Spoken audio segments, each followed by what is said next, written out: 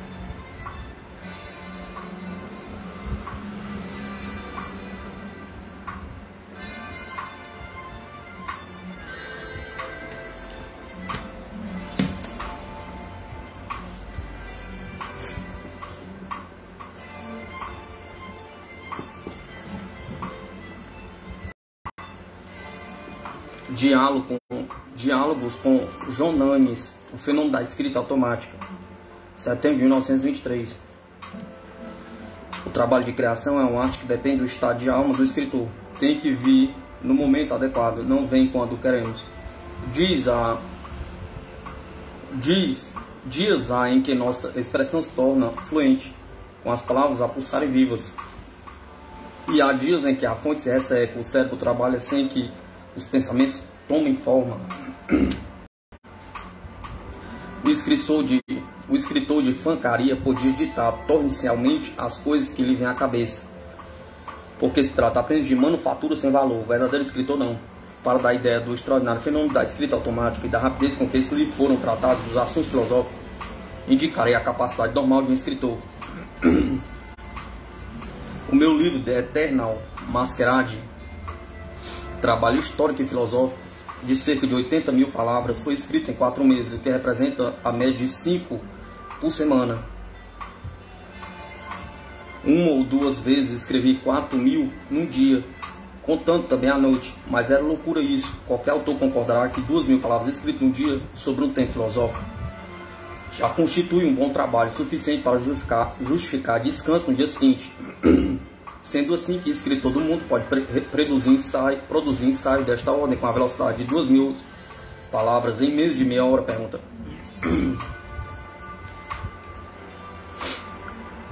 Pois foi com essa velocidade que a matéria dada neste livro 3 se fixou no papel por meio da escrita automática. Para o leitor este fenômeno poderá não impressionar, mas para mim, que sou um profissional, apresenta-se como deveras notável, sobretudo atendendo aos conhecimentos de altíssimo valor assegurados.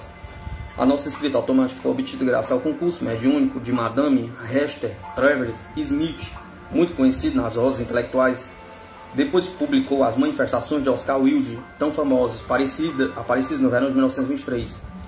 Há 2 formas de escrita automática, uma com o uso do lápis ou de pena sobre papel, outra mais rápida por meio do aparelho Ouija.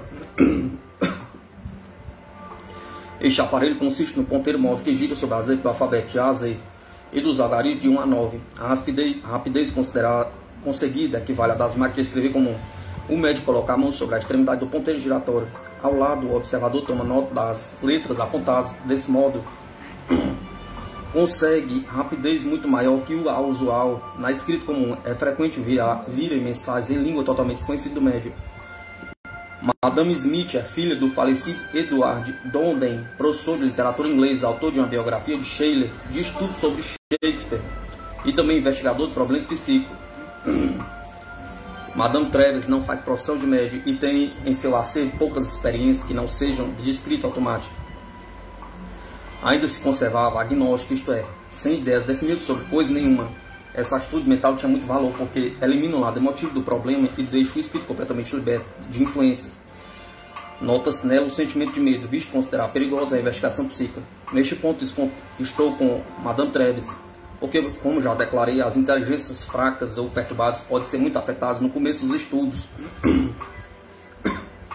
Apesar de toda a sua experiência, Madame Travers não dá nenhuma explicação pessoal das suas faculdades, e por isso não aceita nem repele teoria nenhuma. Diz que no decurso de suas provas tem tido a tem tido a assistência de vários espíritos guias, que a seu ver funcionam como organizadores de transmissões do além, no além, entidades de nomes exóticos, alguns com existência já de centenas de anos. O professor William Barrett da Royal Society, que submeteu Madame Travis a muitas experiências, acentua em relação a estes guias, considera-os como entes psíquicos distintos e não como simples fases automáticas da personalidade de Mr. Travis. Eis o processo que seguimos. Madame Travis senta-se à mesa com lápis e papel, para funcionar como autômata, às vezes em companhia de outro autômato. Quando o guia aparece e responde às perguntas feitas, os automatos funcionam como puras máquinas de rapidez espantosa. A título de prova, misturamos as letras alfabéticas antes que Madame Travis, de olhos vendados, fosse introduzida na sala. As respostas obtidas do além foram escritas do mesmo modo, sem que ela pudesse saber que letras o conteria marcando.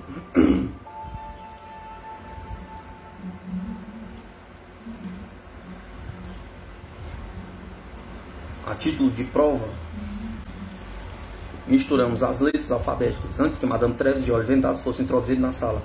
As respostas obtidas do além foram escritas do mesmo modo, sem que ela pudesse saber que letras o conteria marcando. Madame Travis recebeu mensagens que não havia conhecido na Terra, e conforme Sir Barrett o testemunhou, todas as suas manifestações provaram-se exatas.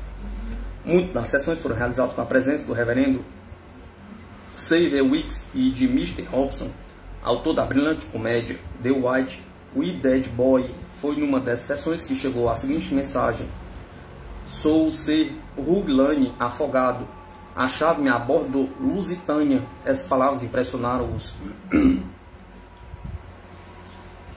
presente, porque Lennox, Hobson e Madame Travis conheciam Sir Hugh.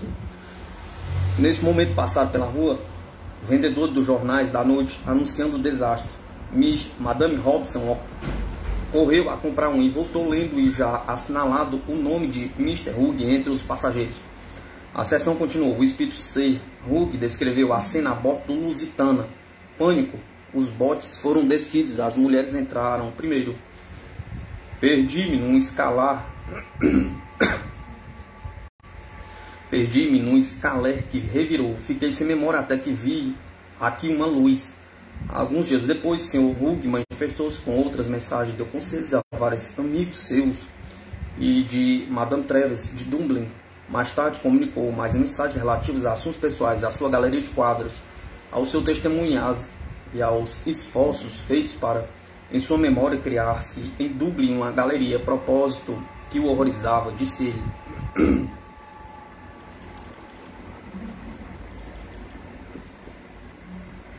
A teoria de Madame Travis sobre a comunicação dos espíritos deduz-se à observação de Sir Hugh de que viu uma luz. É coisa lógica e tem sido confirmada de diversos modos. Uma luz que atrai os espíritos e habilita-os a se comunicarem com os da Terra. Essa luz varia, sendo forte ou fraca, de acordo com as forças psíquicas do médium e dos que o rodeiam. A famosa comunicação de Oscar Wilde. Madame Travis a recebeu certa vez que estava de sessão com com o Mr. V. Foi dada com ímpeto, tão apressado que a mão que a tomou mal podia escrever. A assinatura de Wilde surgiu perfeita e sua escrita atual manifestou-se plenamente em todo o decurso da mensagem. Wilde recordou passar de sua infância, referiu-se a isso, irmãzinha que morrera na infância, da qual a médium nunca ouviu falar. O estilo de Oscar Wilde transparece claramente no escrito. As epigramas são do tipo das de Wilde de sua época. Citarei um em que, ao descrever os ciclos escuros onde seu espírito pairava, se mostra o mesmo sarcasta que foi na Terra. Impossível conceber-se nada mais tedioso do que a vida depois da morte, exceto o casamento a um jantar com um mestre-escola. Este epigrama é caracteristicamente wildeano e próprio de sua época. Hoje em dia o casamento é mais um tumulto devorador que um tédio a dois. E existem vários professores muito mais divertidos do que nossos teatrólogos e primeiros ministros. Em outras mensagens, Wilde passou em revista muitos críticos ingleses. De James Joyce diz: ainda eu, que sou uma sombra, Mesmo eu que conheci a plenitude da vida e cheguei até a sua semente de ferro, clamo em voz alta: vergonha sobre Joyce, vergonha sobre sua obra, vergonha sobre sua alma mentirosa. Compare-se esse monstro a Bernard Shaw, o nosso pobre Shaw. Temos aqui dois polos contrários, ambos gritam que encontraram a verdade. Qual tinda donzela? Shaw esconde o seu imenso pudor com o véu da jactância. Joyce, do seu lado, não se revela jactancioso. No seu vasto monumental volume, não vomitou tudo que tem para vomitar, assim porque comeu com muita pressa tudo que entrou e não foi digerido. Há que saltar fora. Estou certo que Joyce tem muito ainda a dar ao mundo antes que a velhice chegue e o torne virtuoso.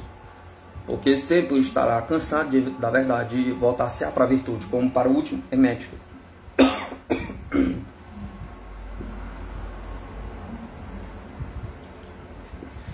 De Thomas Hardy disse: sua mente singela procura mais tudo, porém em mim existe de rusticidade, revoltas contra o realismo que flama desesperadamente pelas campinas de Dorsetshire.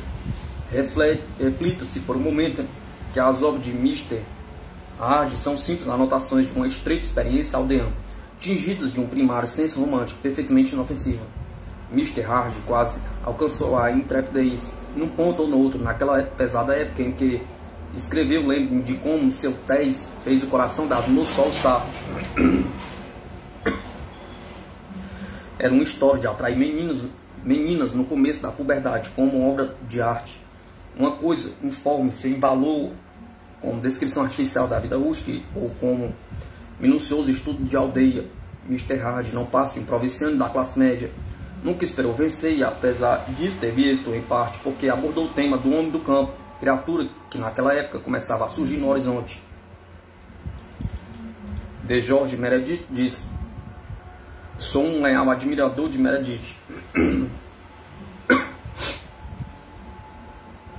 Era na realidade um homem sem nenhum senso da beleza, mas possuía a maior engenhosa maneira de jogar com as palavras, de modo que seus mais fervorosos admiradores delas nunca pudessem desentranhar nenhum pensamento. Seus pensamentos aderem às ideias como cracas ao casco do velho navio, e ele fica tão teado que as ideias fogem, só ficam as palavras. Mas apesar de tudo, que imensa façanha jogar com a língua inglesa, eu de mim jamais o tentei. Minha arte consistia em escolher as palavras, acariciá-las, levá-las de um lado para o outro no meu gabinete, até que cada um recebesse o que lhe era devido. Meredith as entretecia tão intricadamente que sua inteligência ficava paralisada e ninguém podia penetrar nunca na massa incrustada. De Bernard Shaw disse: eu sentia minha estima por Shaw. O seu intenso desejo de originalidade apiedava-me, mas não havia nele o menor senso da beleza nem do lado dramático da vida, sim uma apaixonada fúria de ser alguém, de forçar a personalidade sobre o mundo, de afastar outros do seu caminho, ainda que esses outros demonstrassem mais méritos. Tenho um grande respeito pela obra de Shaw. Apesar de tudo, é meu patrício, compartilhamos desse mesmo infortúnio. Penso que Shaw pode ser classificado como verdadeiro tipo de plebeu. Quer de tal modo mostrar-se honesto e leal, que diz muito mais coisa do que pensa. Mostra-se sempre pronto para pedir ao público que admira a sua obra, e por mera simpatia para satisfazê-lo, o público o admira. De Arnold Bennett diz: é o diligente aprendiz de literatura que maneja a varinha de seu mestre Flaubert, e que conseguiu convencer a si próprio e ao público de que aprendeu a mágica, mas não apanhou não. O segredo de Flaubert: seus tipos nunca dizem nada fino, nem pensam nada extraordinário, são perfeitamente reais, tão verídicos como o quadro mau. Bennett cometeu o crime de haver aumentado o número de tipos desagradáveis existentes no mundo. De George Moore disse: meu pequenino conterrâneo de Dublin. Moore é absolutamente pequeno, de alma e espírito, é o anão que se julga gigante, coisa muito natural para uma criatura de seu tamanho. Mas apesar disso, Moore penetrou em Londres tocando tambor e pífano. Seu grande desejo de brilhar ajudou na vitória. Muitos caminhos trilhados na jornada. Avança e retrocede, porque em parte nenhuma encontra a criatura que deseja. Quando fala do Mouro, só vê diante de minha futilidade um homem que não acerta. Eis Mouro. Dos versos de Itiwa diz: Não perco meu tempo caçando ranço, só me dirijo a cérebros de algum valor, não mergulho abaixo de certo nível. Dos escritores modernos disse, não sou dado a admiração, mas se me perguntares a quem, na moderna geração de teatrólogos, eu sinceramente admiro, direi que só compreende o drama. O único que satisfaz meu senso estético é John Galsworthy. Em certo sentido, é o meu sucessor, um aristocrata das letras, um homem que se deleita em selecionar, coisa que o próprio Shaw nunca fez. Shaw mergulha e colhe primeiro o objeto de sua mão toca e regala-se em desfazer esse objeto. Galsworthy mostra-se lento na seleção, mas quando realiza a escolha revela um raro senso de justa medida e apresenta o modelo completo da sua ideia. Sobre a pintura em sua conexão com a literatura, desde que a imaginação se esforce, toma uma palavra e desde que o seu som penetre fundo em teu espírito simultaneamente com a ideia de uma rica tonalidade. A palavra púrpura, por exemplo, deixa a profundeza infinita dessa opulenta cor penetre teu ser e faz com que a música da palavra púrpura traga dentro de ti os tons que vêm das perfumadas violetas que até a palavra e a cor se afunda. Isto te dará a ideia de como eu realizava meu trabalho artístico, de como a música me vinha tanto nas palavras como nas cores, porque quando eu escrevia tinha em meu espírito a imagem do modelo construída sem cor e som.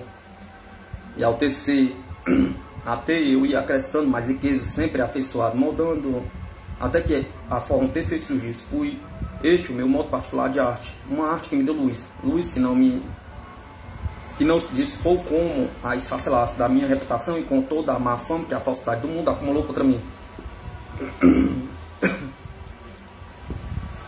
Porque minha arte brotava diretamente da natureza, a força lhe deu vida, fui o sacerdote que cincelava a criação, que com infinito cuidado e esforço afeiçoava a forma até que esses filhos de minha mente alcançassem o completo desenvolvimento e como cisnes majestosos deslizassem sobre as águas rumo ao infinito onde nunca pereceriam.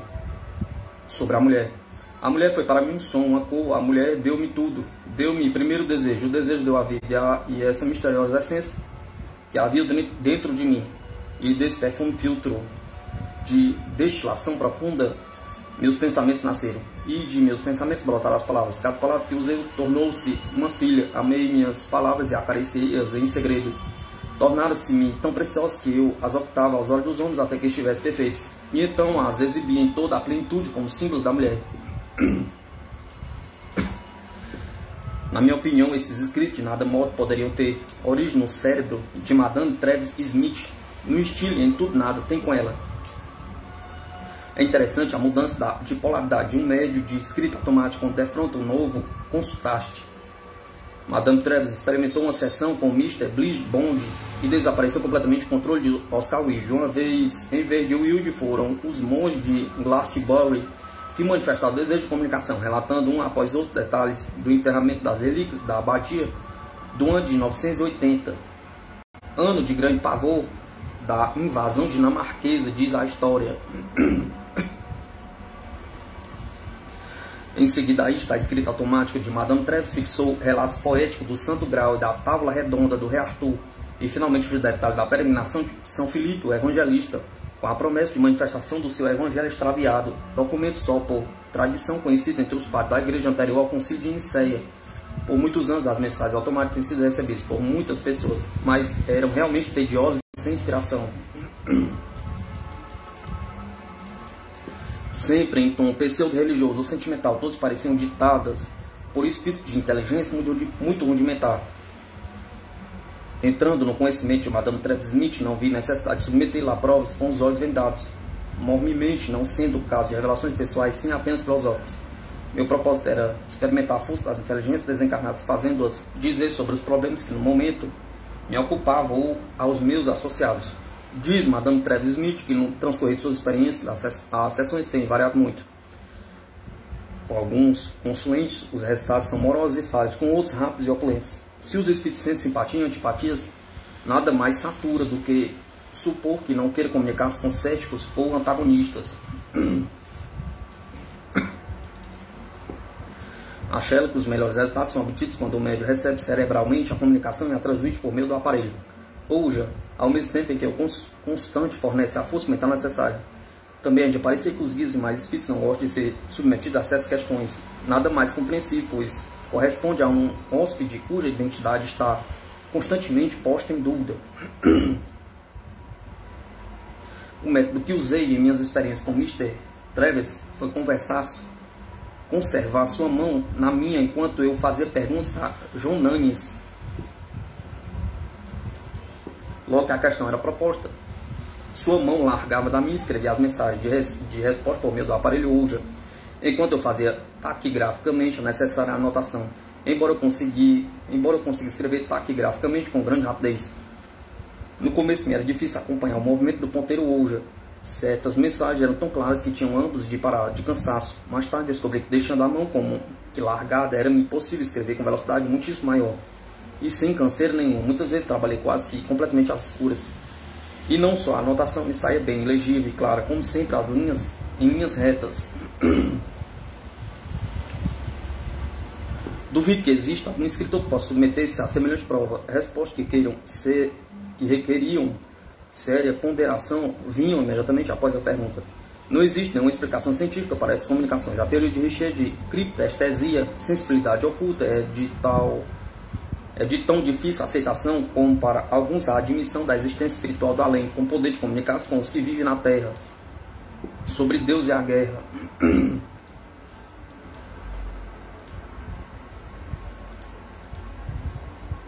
A 6 de setembro, tive minha primeira experiência com Madame Travis Smith. Sentamos lado a lado, tomei do lápis e ela colocou a mão sobre a minha, que deixei ficar inerte.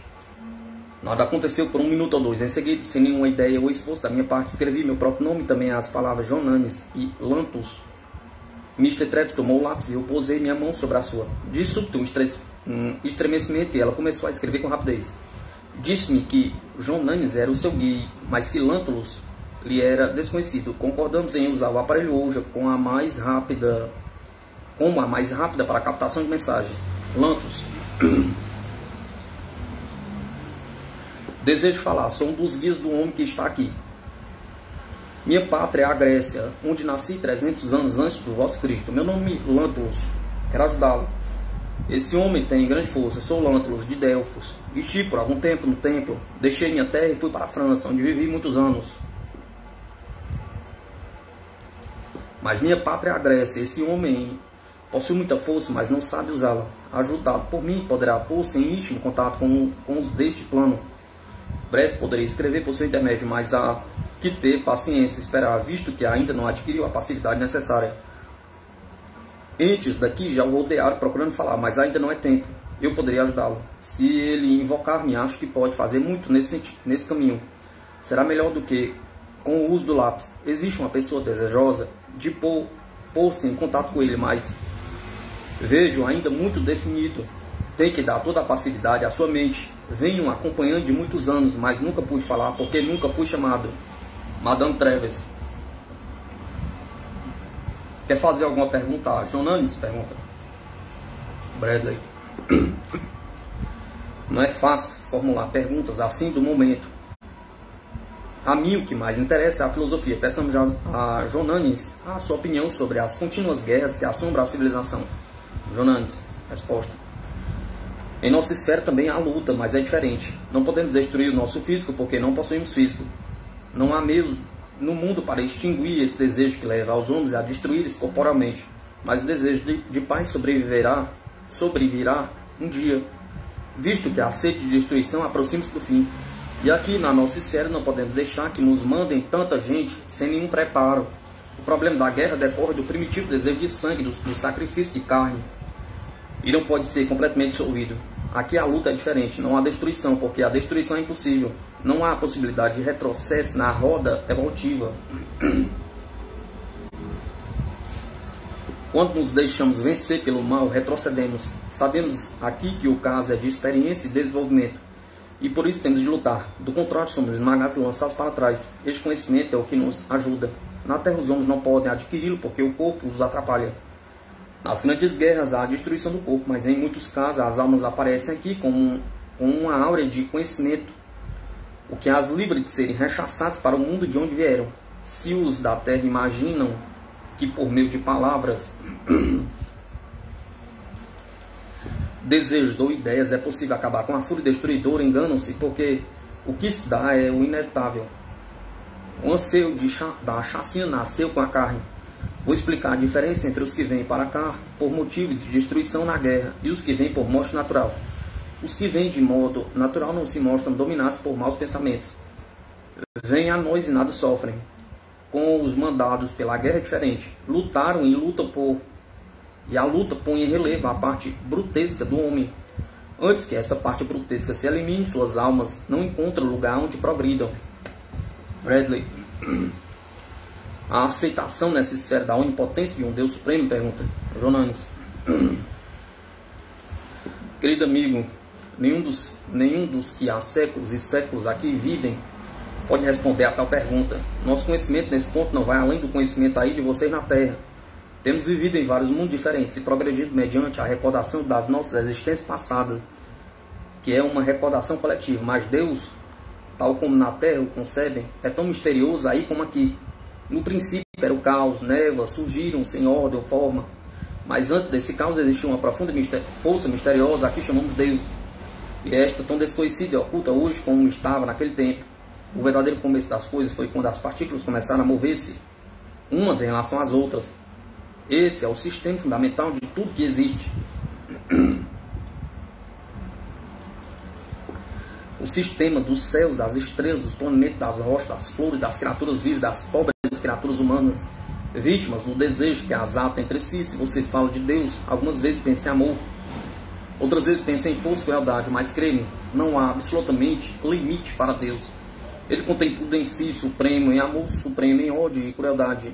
E a base de tudo que existe, a base, portanto, das partículas que somos.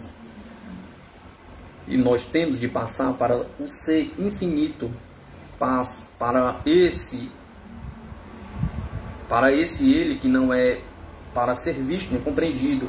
De tempos em tempo ele desce ao mundo para destruir, também desce para sorrir e fazer-se fertilidade e abundância. Tudo vem dele. O homem não tem parte em nenhuma. O homem não tem parte em nada. Assim terminou minha primeira experiência de escrita automática. O discurso de Jonanes sobre a guerra parece lógico, porque a lição do mundo não nos dá muita esperança de destruir esse campo. Se aceitarmos Jonanes como espírito de alta inteligência, não há razão para termos suas opiniões como pueris. Sua opinião toma base na observação da luta humana por milhares de anos, mas talvez a evolução do nosso plano físico acabe vencendo esta avassaladora estupidez. E eu de mim, enquanto vivo, não cessarei de protestar contra a loucura selvagem. Quando falo de Deus, Jonanes define-se pela aceitação, mas confessa que apesar dos seus séculos de vida no além, ainda não chegou à compreensão dessa misteriosa força. Também parece que seja esta a mais justa concepção de Deus. Se ele é o grande espírito que percebemos por intuição, será insolência pretender entrar na sua intimidade logo depois da nossa saída desta vidinha elementar na Terra. Aqui na Terra vivemos grosseiramente o primeiro momento da vida da alma, e em nossa viagem para a perfeição eterna, não passamos de meros infantes que aprendem as primeiras lições da experiência e que das nossas loucuras vamos colhendo aqui e ali algumas migalhas de sabedoria. A filosofia do sexo. Eu não tinha tema especial de consulta, de modo que fazia perguntas ao impulso do momento. Jonanes anunciou-se. Bradley. Quer dizer-me, Johannes, o seu modo de encarar a questão do sexo do ponto de vista moral e também se o instinto sexual persiste no além? Pergunta Johannes.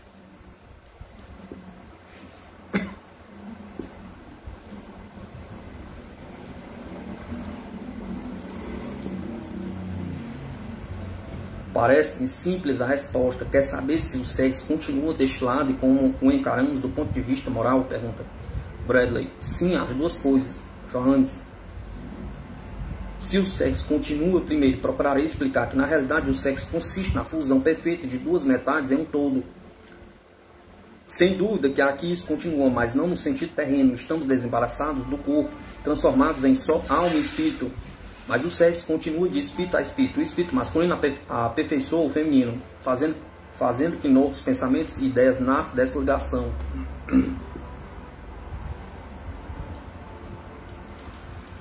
Constitui erro da parte dos humanos supor que o sexo desaparece no além. O sexo é a raiz da vida da vida das ideias, tanto quanto da vida das crianças na Terra, e continua desde o princípio até o fim, porque os espíritos devem completar-se mutuamente, como as mentes se completam. Está me seguindo? Pergunta. Meus caros, sinto que vocês nos compreendem muito pouco, do mesmo modo que se compreende pouco aí mesmo. O universo é governado pela atração das partículas, essa a lei fundamental. O sexo é um ramo dessa grande lei que rege a Terra, o Sol, as constelações, tudo. Bradley. E do ponto de vista moral, pergunta Johannes. Meu caro, porque uma criatura que me parece sensata e até sábia me propõe uma questão assim tola? Pergunta. Não há moral, nada é moral ou imoral. O que há é sabedoria e insensatez. O mau uso do sexo na Terra não passa de uma forma de insensatez. Se os da Terra pudessem apreciar o que há de sabedoria na moralidade, cessaria de haver imoralidade. Aqui há menos imoralidade, porque estamos em melhor situação para apreciar a parte mental dos outros.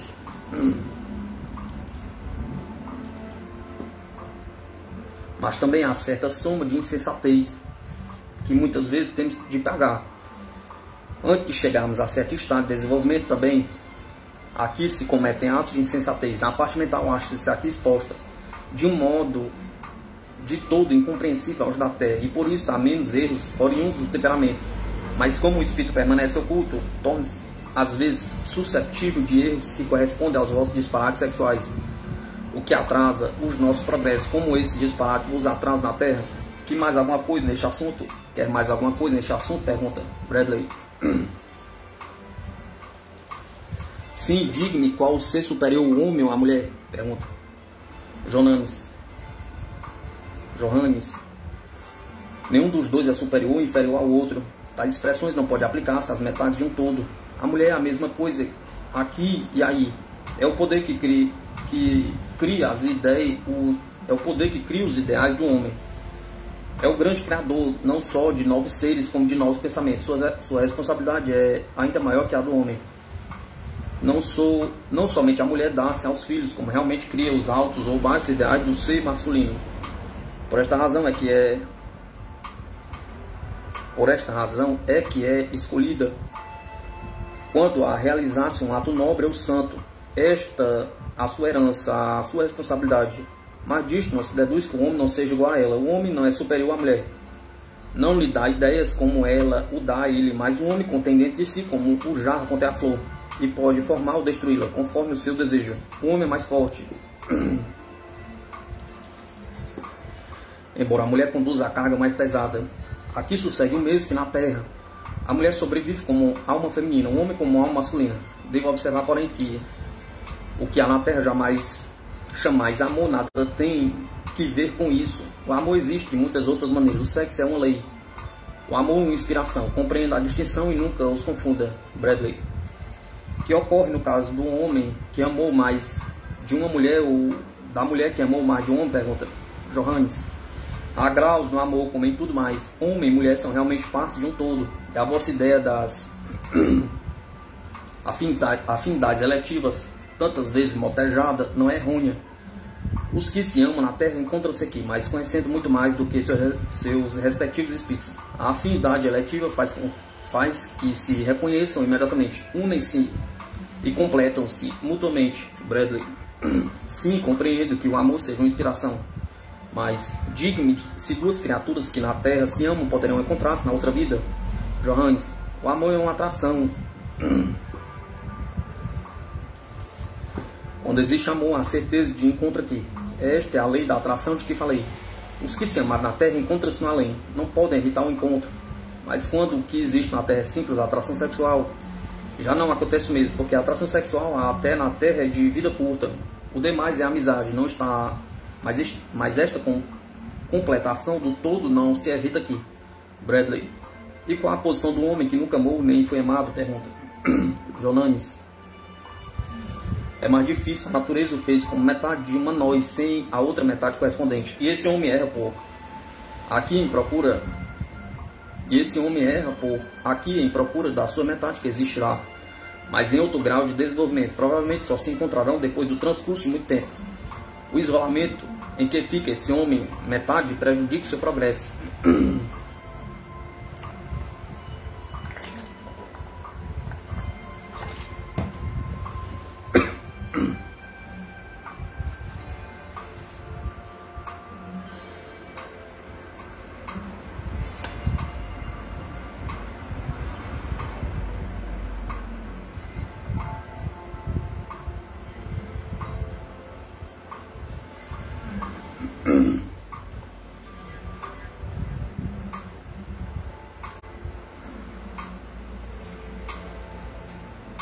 Bradley. Vejamos agora o caso do homem que foi feliz no casamento e tem filhos. Ama a mulher e os filhos, mas também ama outra mulher, não fisicamente apenas, mas de espírito e alma, ou como inspiração, como você disse. O que acontece se quebrar a ligação com uma destas mulheres? Pergunta Johannes. Parece uma questão difícil.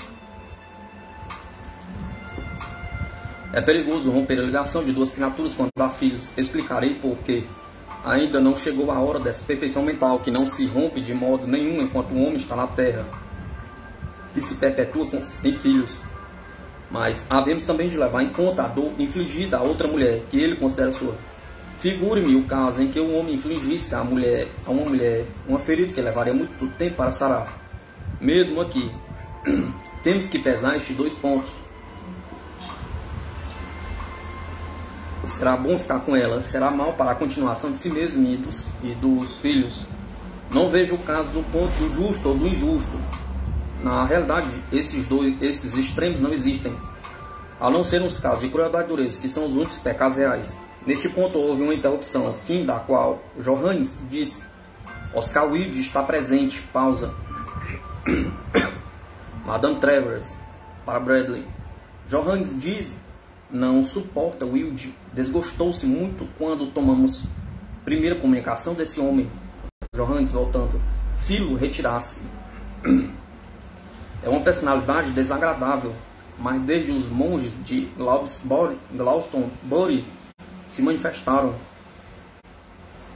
tornou-se menos perigoso para vocês. Não oponho objeções àquele de vez em quando se comunique.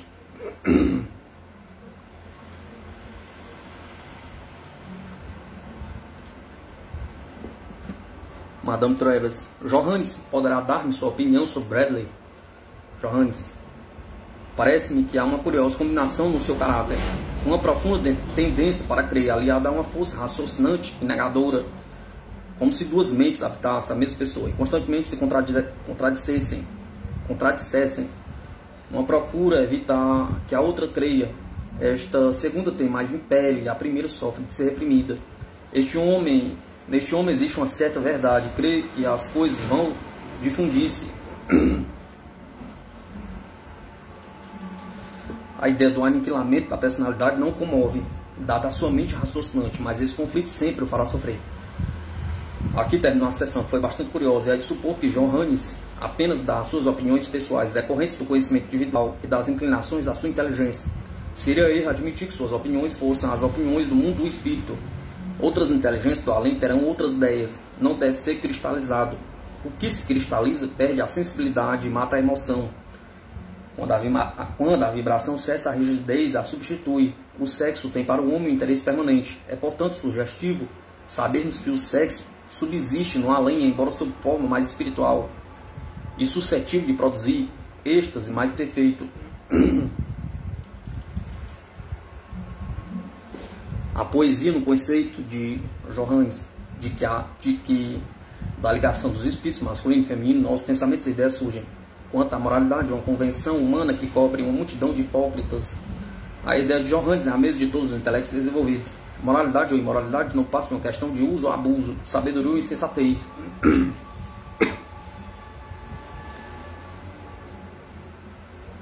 A ideia de que o homem e a mulher possam amar-se da maneira mais alta e que isso receba a condenação de um estreito código moral é absurda. Decorre da barbárie mental. A teoria de que as afinidades eletivas levam as criaturas a encontrar-se e unir-se no além adapta-se ao sistema, e até que cheguemos a um mais alto estado de compreensão e inteligência, não podemos distinguir com certeza qual é realmente a nossa alma afim.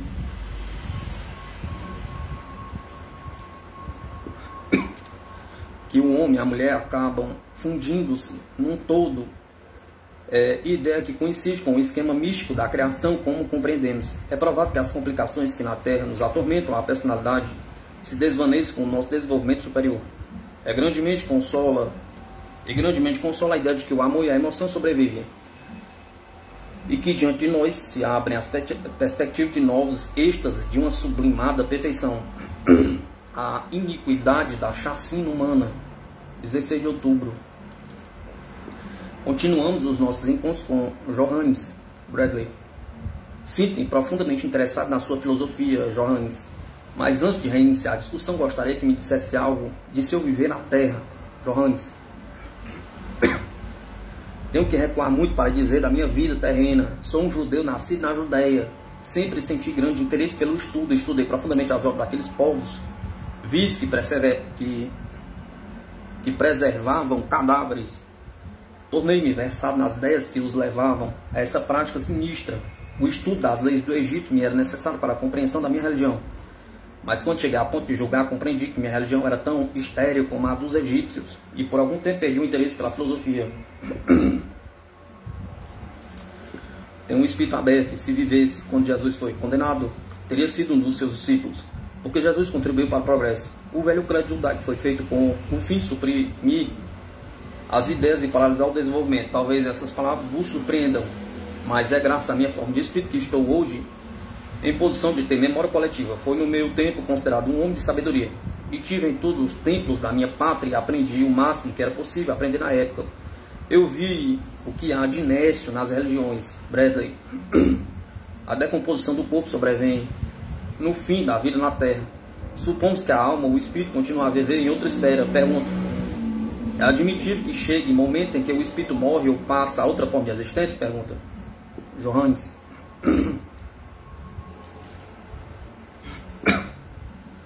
Diz você que depois da morte física o espírito parece continuar vivendo e quer saber o que acontece depois? Vou explicar. A sua mente limitada aqui se dá no ilimitado, no infinito.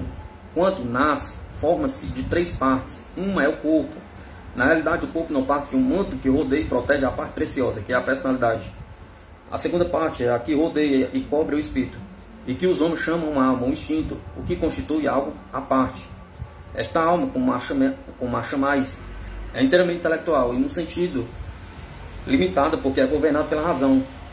Quando, na morte, largais o vosso manto material, penetrar no mundo com a alma encerrada no seu envoltório. O período em que a alma se conserva dentro desse envoltório é longo, muito mais longo que o da vida na Terra. E durante esse período dão-se muitas experiências na passagem de uma esfera para outra, de um plano para outro. Ora, bem, as esferas são lugares como vocês na Terra os concebem. Nesses lugares ficam as almas que ainda estão aprendendo o que é preciso saber. E os planos são planos intelectuais. À medida que a alma aprende, passa de um plano para outro. Em dado ponto do desenvolvimento, chega ao estágio a que cheguei. É possível então rever a obra feita e o caminho percorrido. Antes disso, as diferentes etapas permanecem separadas, e delas só há uma recordação fragmentária. Depois desta última etapa, em que ainda conservamos a alma e a mente, vem a segunda morte, que é quando o espírito se desprende da alma e fica mera intuição. É um repouso, uma paz que não pode comparar-se em nada do que imaginais na Terra. Bradley.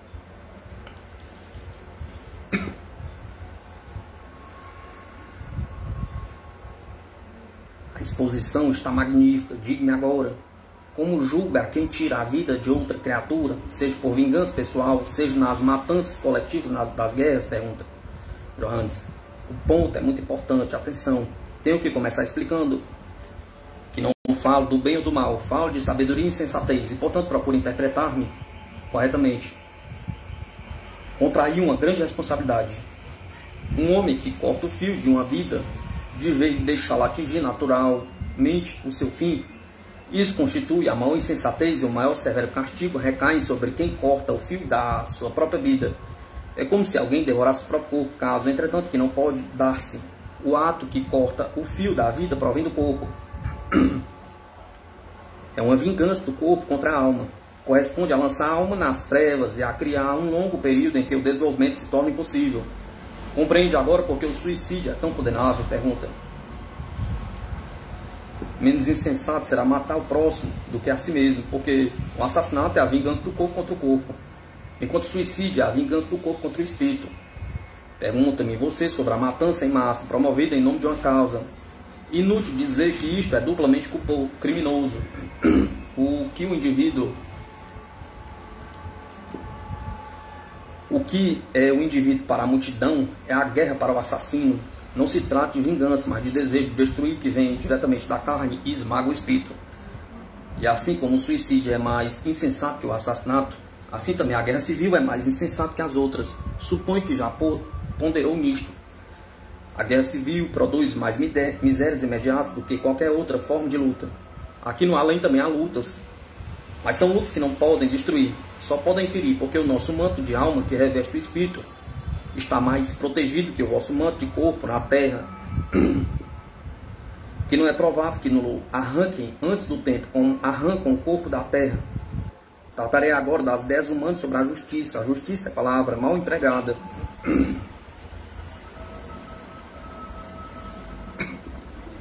A lei que condena um homem a perder a vida só é perigosa para os que a aplicam. Não me refiro aos que são pagos para administrar a lei, mas aos que estão de acordo em que se mate. Matar é um crime. E os tão cegos e errados para que creem livrar o mundo de uma peste verificaram que o remorso se torna castigo pior que o que infligiram, porque há de ser um homem condenado por muitos. Pergunta. Existe na Terra homens de completa brutalidade, mas temos de considerar que são criaturas de desenvolvimento mental interrompido. Temos de refletir que a Terra é laboratório onde se fabricam coisas classificadas de boas ou más. Alguns seres não têm probabilidade de viver porque são defeituosos. Isso significa aqui no além que o seu progresso será lento depois da morte. Mas se na sua insensatez o homem corta o fio dessa vida e com uma grande ferida aberta arroja tal alma para aqui, o progresso dessa alma ficará paralisado por longo período de tempo. E quando vierdes para aqui e compreenderdes a estupidez cometida, sofrereis intensamente por haverdes condenado uma criatura a tão grande interregno na sua evolução espiritual.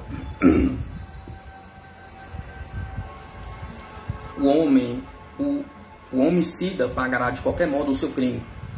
O que os homens têm a fazer é apenas impedir que ele repita o ato de loucura. Bradley. Quero agora propor uma questão sugerida por um dos companheiros de estudo. Reencarnam-se na Terra os seres humanos? Pergunta. E sendo assim, há um momento da vida de um homem que ele acuda ao espírito, consciente ou inconsciente, de forma definida, a possibilidade de suas anteriores encarnações? Pergunta. Johannes.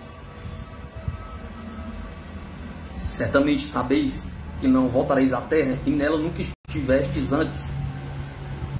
Mas vossos amigos e entes amados são velhos conhecidos, dos quais não vos separareis no além. Tendes estado em muitos lugares, alguns muito mais interessantes do que em que agora estáis, e irão para muitos outros. Por que desejareis voltar? Pergunta. Os lugares já frequentados tornam-se velhos e difusos, e o anseio para lugares novos é sempre vivo. Ao desejo de mundos novos, daqui passareis para outra estrela e uma das estrelas azuis, mais jovens que o mundo em que vos achais. Se um de vós fez de sua vida algo miserável, passará uma estrela mais velha, voltará para trás, e a vida lhe será menos vivida, mais comatosa. Tudo está em vossas mãos. Não existe o fato inexorável. Tudo poderá fazer, se tens o desejo forte de o fazer. E se o vosso desejo se dirige ao mental e não ao físico, fica-vos assegurada a passagem para plano mais vívido e jovem. Mas nunca há de voltar à velha terra. A passagem por ela é uma só, de uma vez para sempre.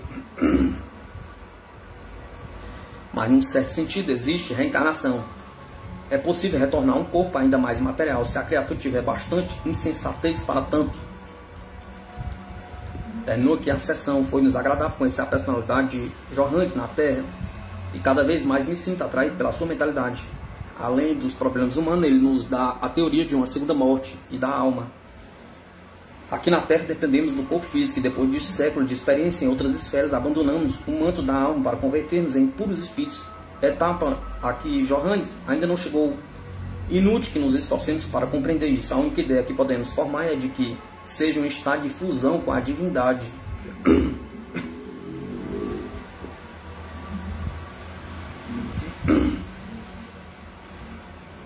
Diz Johannes que o suicídio é considerado o pior dos crimes. Ponto em que estou de acordo. Vingança do corpo sobre a alma. Sim, desejo do ouvido eterno. Mas o ouvido que daí sobrevém é o horror do ouvido consciente, sem a força espiritual que leva a esforço para o desenvolvimento. Nascemos com a vontade livre dentro de nós, a chispa divina que podemos converter em eterno fulgor. Nossa permanência nesta vida não tem importância, como não tem importância o progresso material. O que tem importância é o modo de desenvolver a alma e o espírito. Analisando os graus de criminalidade de matança entre os homens, Johannes declara que a guerra é no dobro mais criminosa que o assassinato. Isto corresponde às ideias que intrepidamente expus em 1916 e 1917 ao Tratado da Guerra, quando os covardes organizadores da matança recearam mandar na prisão, vendo em mim um lutador de mau fosse de propósito que eles, os pigmeus do poder político, deviam reunir os resíduos da sua inteligência e meditar um instante. Podem continuar com o seu miserável jogo de organizar chacinas enquanto se alapam na segurança de suas salas e conselhos. Mas se lhe for possível perceber que a vida é uma eternidade de que não há escapatória, lembre-se que se hão condenado a séculos de trevas no além. A herança do homem é a chama divina. Se esta herança é prodigamente dissipada num bacanal de crueldade durante o breve espaço de tempo de nossa vida na Terra, uma inevitável justiça decretará como pena para este crime imensos períodos de pobreza espiritual e esforço penoso, até que o patrimônio perdido seja restaurado. A guerra é em dobro mais criminosa que o assassínio. Johannes trata da justiça humana e diz que é um crime a condenação de um homem de acordo com as nossas leis. Os homens revelam as mais arrogantes presunções. Em sua ignorância, consideram a vida apenas do lado físico e arrogam-se os direitos dela dispor, autorizados por leis que eles mesmos fizeram. Mas um homem nenhum tem o direito de ofertar, de ordenar o corte do fio de uma vida que não é sua.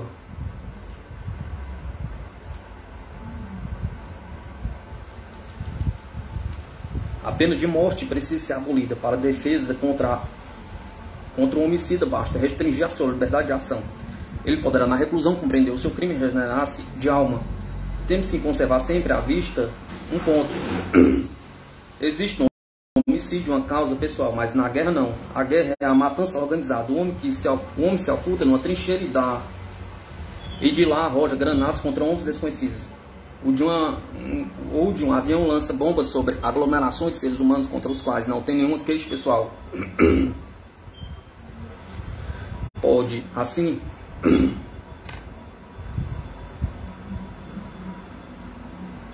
destruir seres que seriam seus amigos, se os encontrasse na vida. Haverá lógica, sentido de justiça, ou algo que não seja pura bestialidade num sistema deste? Se pergunta. Será possível que nos vangloriemos de alta civilização e permitamos a vigência de uma tão bestial filosofia? Pergunta.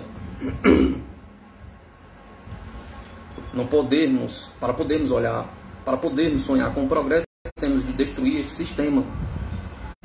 Não há maior insulto à inteligência humana de que ver o crime da guerra aclamado, propiciado, alentado, não só pelos corruptos governantes do mundo, como pelas igrejas que prostituem os códigos elementares e por malignidade vilipendeiam o grande Deus que exaltam.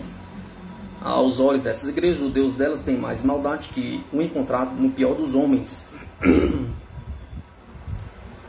Dennis Bradley, Rumo às Estrelas.